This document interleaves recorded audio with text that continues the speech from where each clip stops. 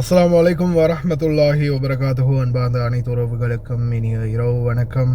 இதென்னாங்கடா புதிய பஞ்சாயத்தாக இருக்குது, திடீர்னு இப்படி ஒரு தலைவலியை கொண்டு வாரீங்க அப்படின்ற மாதிரி தான் இருந்துச்சு. ஈரான் அமெரிக்கா ஒரு பக்கம் பிரச்சனை போயிட்டு இருக்கும்போது திடீர்னு அமெரிக்கா ஓமானுக்கு அடிப்பாங்க. இதென்னடா அது அப்படின்ற மாதிரி சிலருக்கு டென்ஷன் ஆகி இருக்கலாம். இதனுடைய சாராம்சம் என்ன அப்படின்றத பார்க்கலாம்.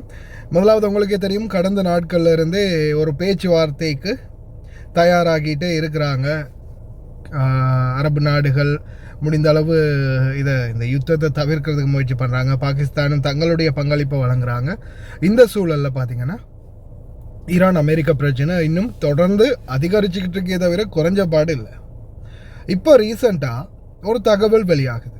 அது என்னன்னு பார்த்தீங்கன்னா, அமெரிக்கா ஸ்ட்ரைட் ஆஃப் ஹார்மஸை தொடர்ந்து முடக்கிட்டு இருக்கிறதால ஈரானும் ஓமானும், அதாவது ஈரானுக்கும் ஓமானுக்கும் நடுவில் தான் இந்த ஸ்ட்ரைட் ஆஃப் ஹார்மஸ் இருக்குது. இப்போ இதை சொந்தம் கொண்டாடணும்னா பாதி ஈரானுக்கு போயிடும், பாதி ஓமானுக்கு போயிடும்.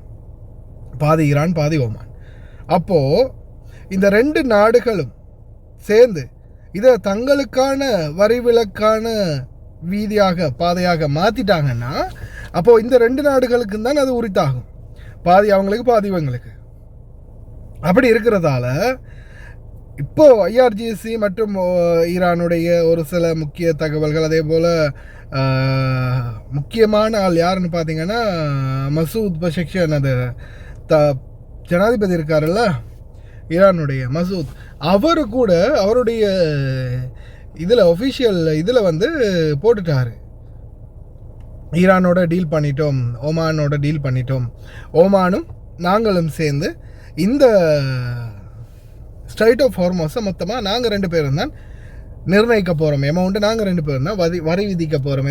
அதால் பயணப்படக்கூடிய அனைத்து கப்பல்களுக்கும் நாங்கள் ரெண்டு பேரும் டீல் பண்ணி ஒரு அமௌண்ட்டை ஃபிக்ஸ் பண்ணி இனிமேல் எங்களுக்கு தான் நீங்கள் காசு கட்டணும்.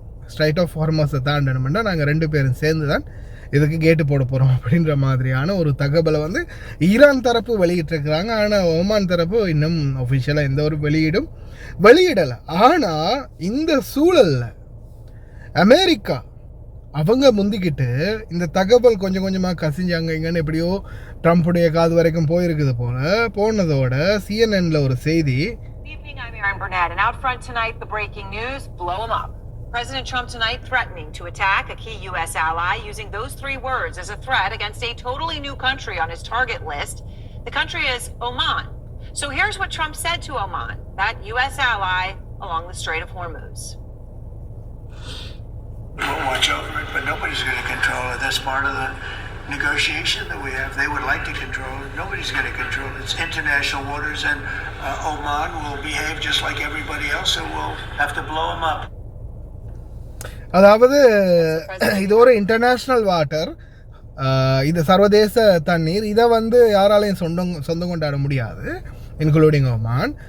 இந்த மாதிரி ஒரு சூழல் வந்துச்சுன்னா ஹிட்டிங் லிஸ்ட்டில், அதாவது அடிக்கிற நாடுகள்ன்ற பட்டியலில் ஓமானையும் நாங்கள் சேர்த்துடுவோம் அப்படின்ற மாதிரி தெளிவாகவே சொல்லிட்டாங்க. அதை சிஎன்என்னுடைய ரிப்போர்ட்டர் அதை அவங்க நியூஸ் வாசிக்கும் போதே, President Trump tonight threatening to attack a key U.S. ally using those three words as a threat against a totally new country on his target list.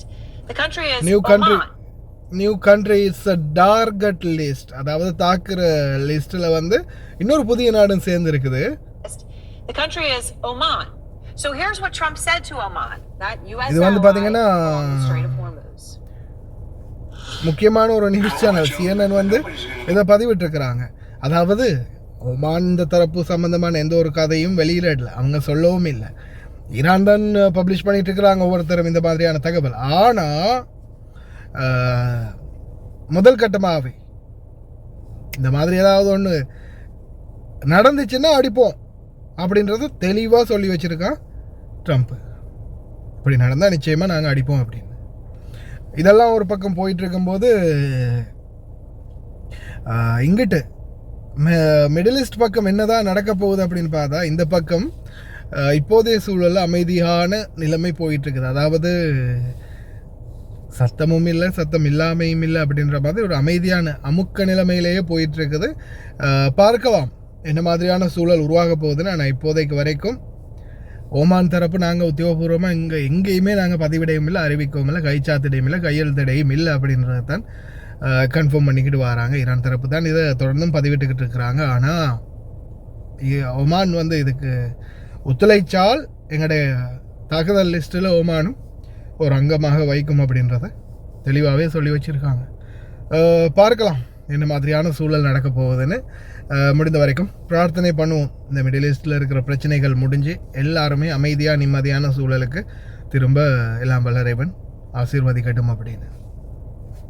Accept an agreement with Iran that just calls for further talks on the uranium, or No. is the only option in No, your the mind basics, one no, for? I would for some of it, because it's a memorandum of understanding for speed. And one of the things that will happen is the strait will open immediately. But it's got to be perfect. I'm not going to do this. I didn't do this to get a crummy agreement.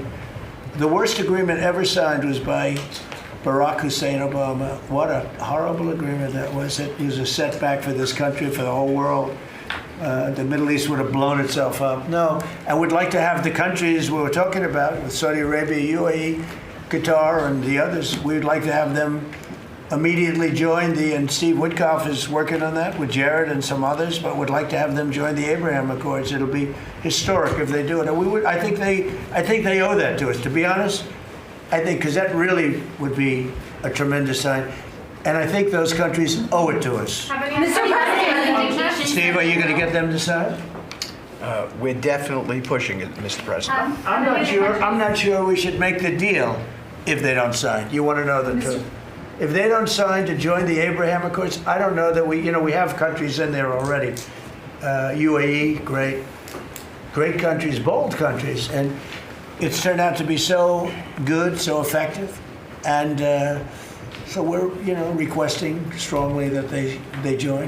It'll be great. It'll be great for Saudi Arabia. It'll be great for Qatar and Kuwait, the whole group. so the Iran deal might be contingent on more countries joining the I don't know. accords. I don't want to say that. I'm not going to give you, what's contingent, what's not. I can say that we can make a good deal right now, but maybe not a great deal. And if it's not a great deal, we're not making it.